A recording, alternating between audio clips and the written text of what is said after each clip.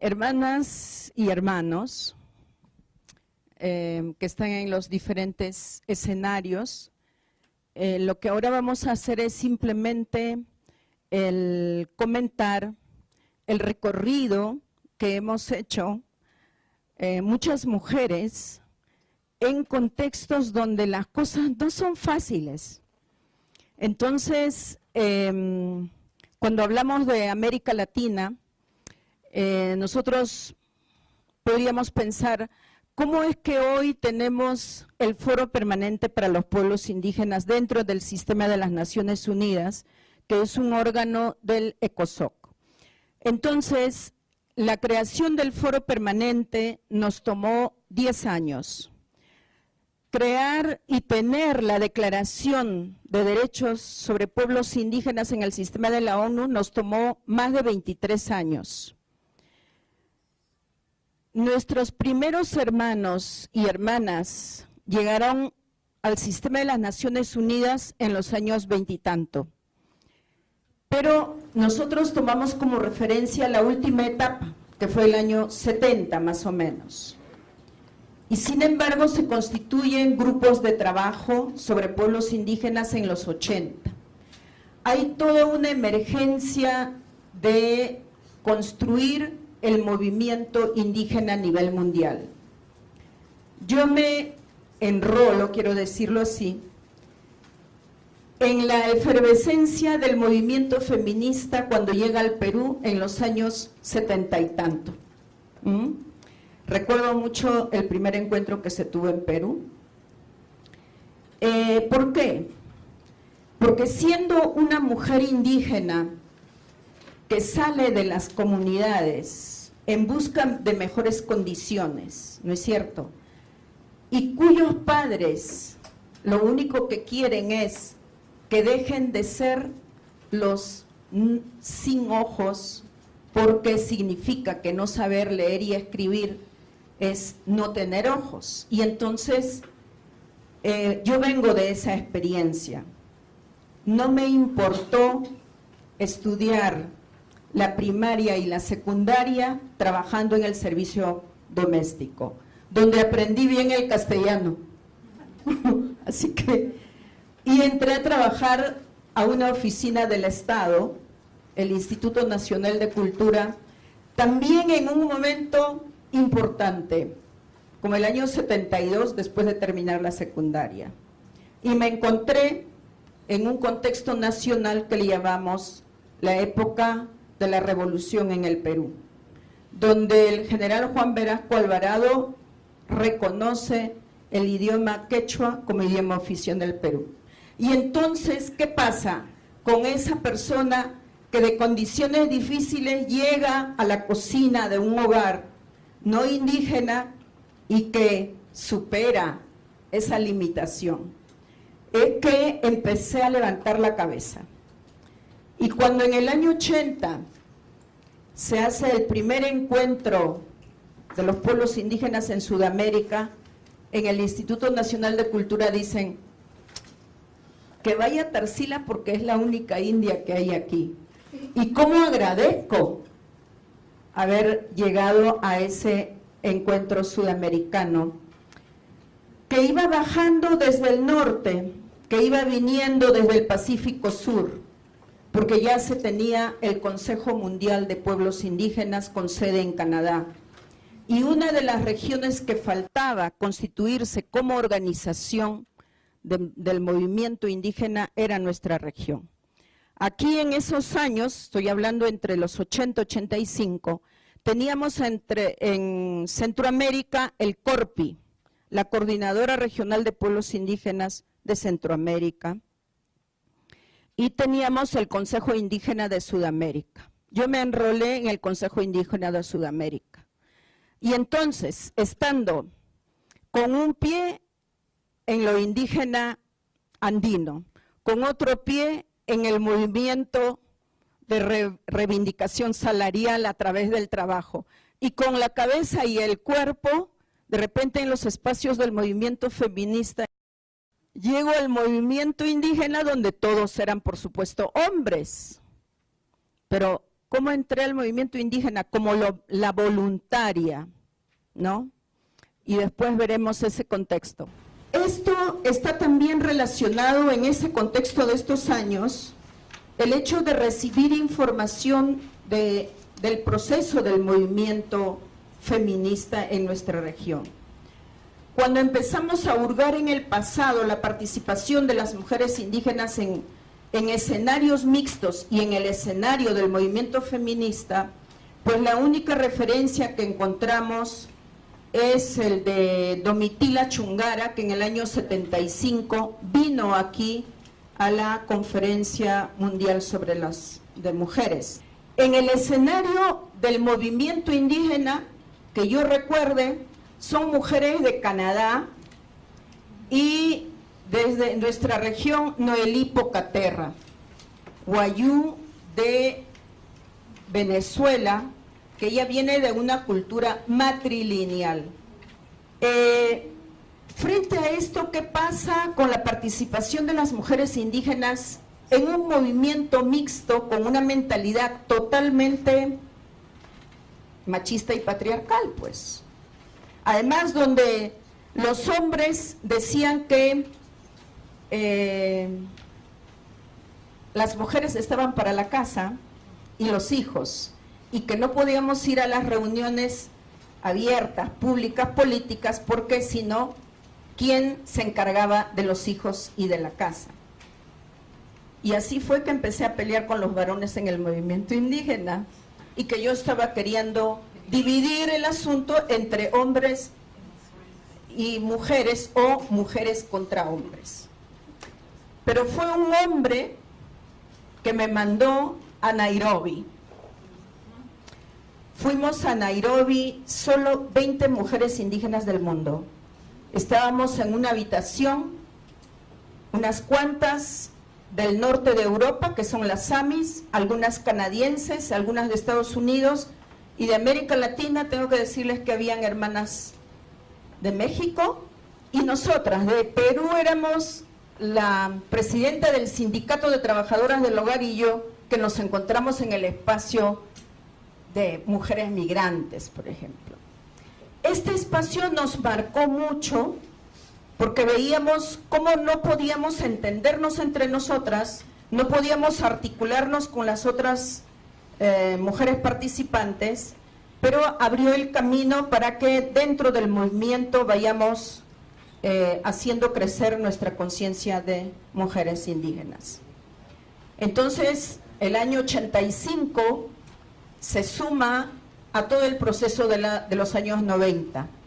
El 94, el proceso para Cairo 94, se inicia en Río 94 con una reunión preparatoria para ir a la Conferencia Mundial sobre Población y Desarrollo en Cairo.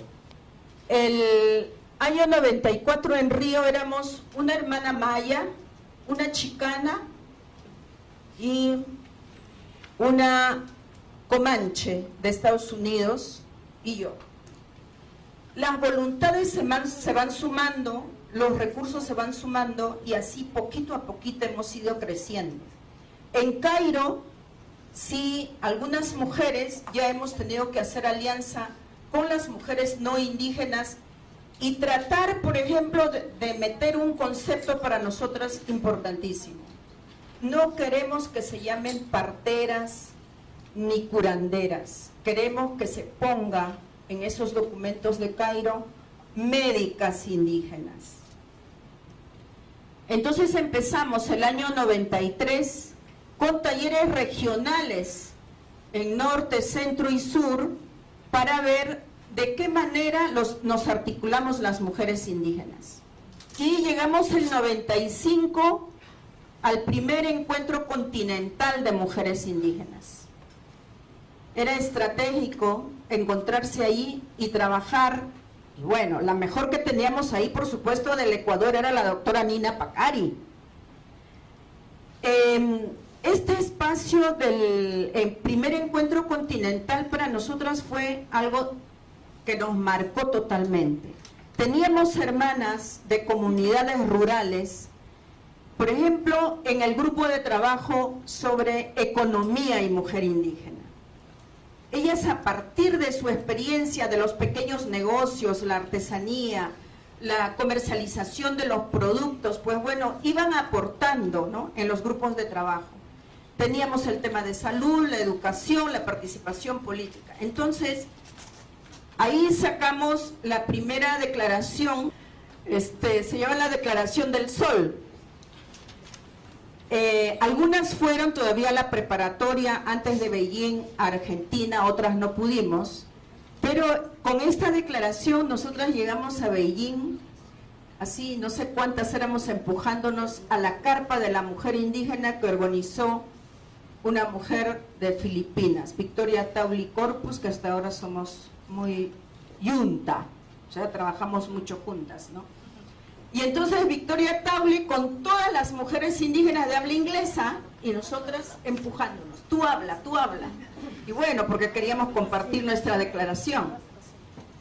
Y les digo, hermanas y hermanos, que la declaración de las mujeres indígenas en Beijing, que tiene más de 100 firmas, fue inspirada en la Declaración de América Latina. Fuimos sí muy cuestionadas por esa declaración de mujeres indígenas en Beijing, porque la mayoría de artículos o de recomendaciones incluyen los derechos colectivos. Entonces, el 95, bueno, fue importante y empezamos a trabajar más articuladamente las mujeres indígenas del enlace continental. Del 95 al 2000, ¿qué pasaba? Había todo ese contexto del nuevo milenio, ¿no?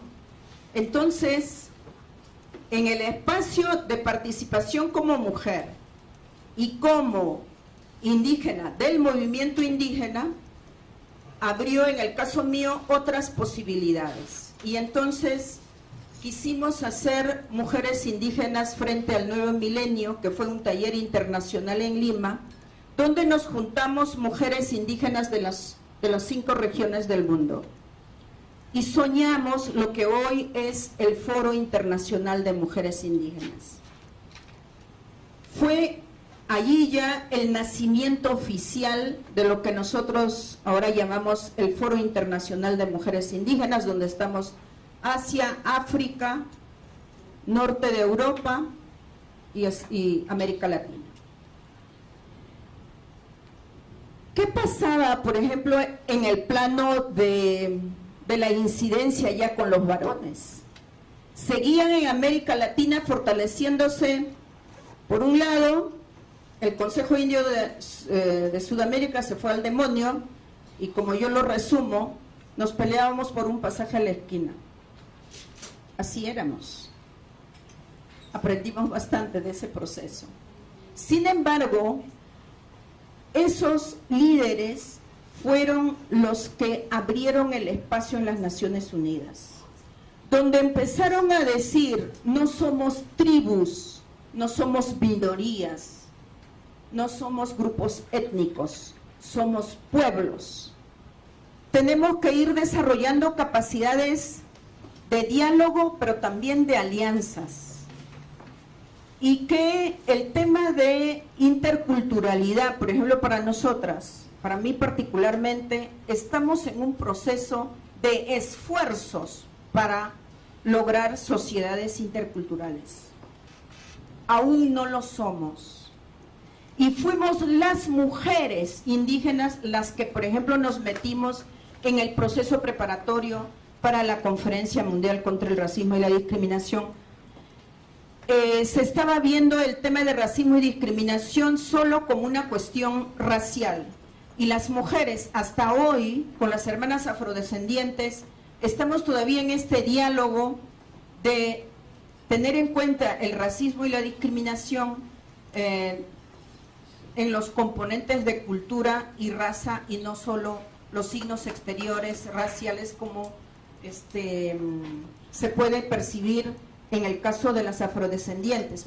y hemos llegado a conceptualizar y entender también el racismo y la discriminación como una ideología que lamentablemente es multidimensional, transversal, ¿no? El tema del racismo no es solo una parte, no es solo por una cosa. En el caso de las mujeres indígenas y los pueblos indígenas, y además es estructural e histórico, ¿no? Entonces falta mucho.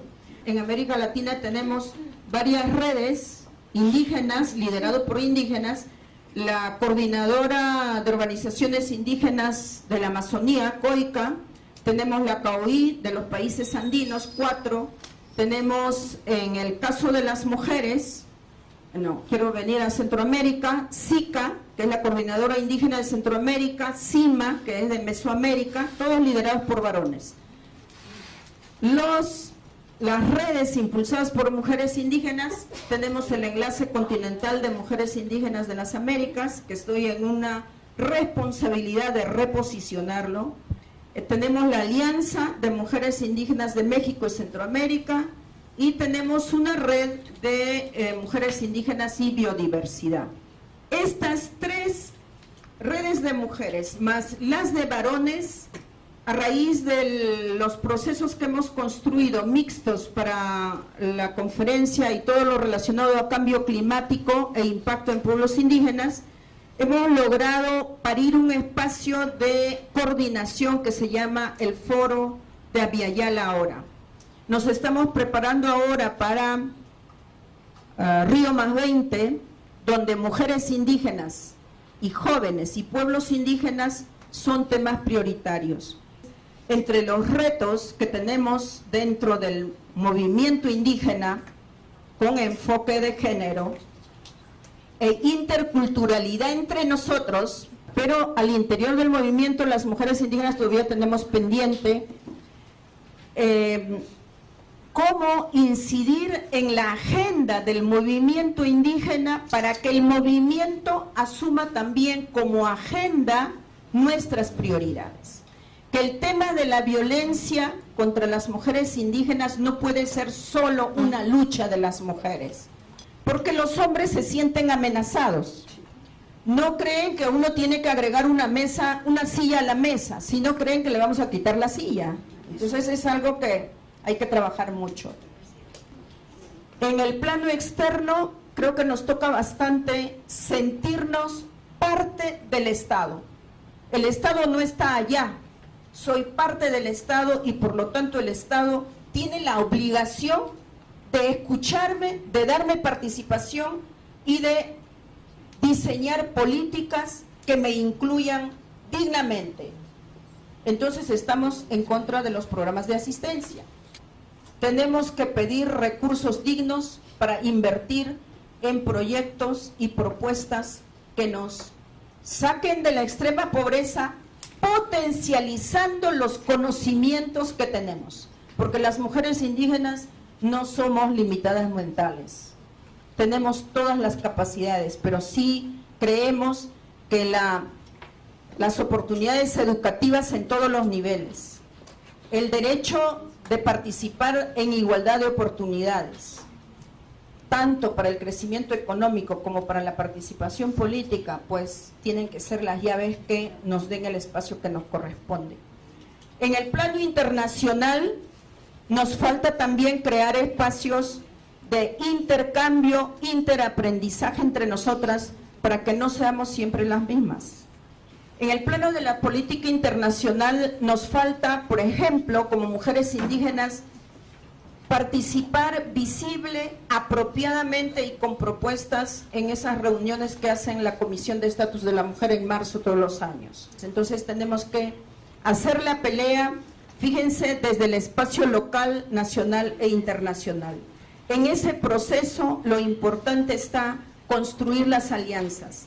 Hay una necesidad que las mujeres indígenas podamos construir alianzas con el movimiento social, el movimiento de mujeres, con el movimiento feminista, pero para ello también nos hace falta todavía los espacios propios, internos, de análisis, de debate y de conceptualización para abrirnos a esos otros espacios dentro del marco del respeto mutuo. Entonces, Para nosotras, el proceso y la experiencia es que lo que pasa arriba tiene una implicancia local y viceversa, porque trabajamos para cambiar situaciones específicas. Entonces, hay la obligación de seguir creciendo en número, en claridad y en la capacidad de propuesta y tener estrategias apropiadas para ser más fuertes y más claras también, ¿no? Muchas gracias. Porque una mujer defendió su derecho